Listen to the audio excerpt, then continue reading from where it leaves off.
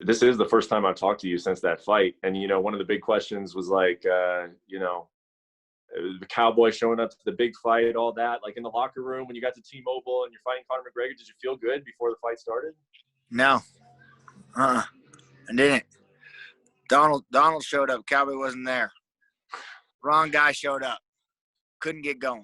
Couldn't get excited. Couldn't get fired up. Didn't want to be there. Biggest fight. All the attention. My time to shine. I didn't want to be there. It was crazy, man.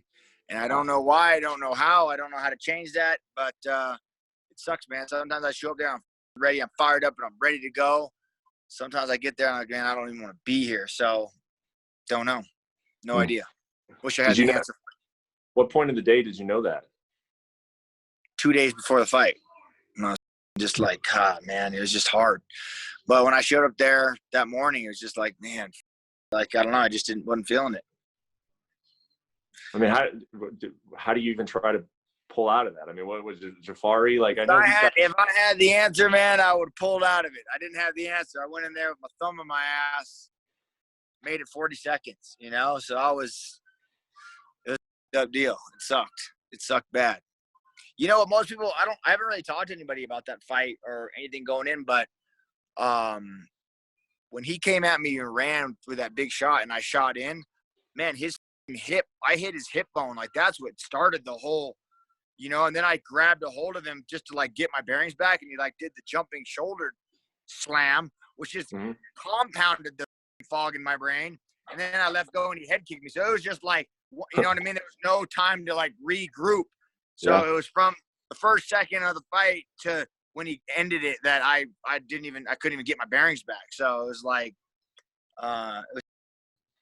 a lot of people come to me and said I threw the fight. And I was like, man, you got the wrong guy to think I'd sell my soul. There isn't enough money in the world I'd throw a fight. Kidding me? Please. Does that still bother you now? Like that people actually thought that about you? That's just funny. Like, you guys are so stupid. Like, they wouldn't. For one, the infrastructure of the UFC would have to be so corrupt for them to pay me. You know what I mean? Like, it's asinine to even think that would be a thing. But I mean, there's people that truly believe the world is flat. So, there's just dumb people out there, Brett. I don't know what to tell you, man. People are crazy. I'm trying to remember. You walked out second, right? Yeah. You walk out first. I walked out first. Like, you get there before him and you're standing there and you don't want to be there as he's walking. Like, what is that experience like? I can't put words on it. It's like being somewhere that you don't want to be, man. It's like being in a spelling contest and you can't spell. And you got to stand up in front of the world and try and spell. It's like I just weird feeling, man.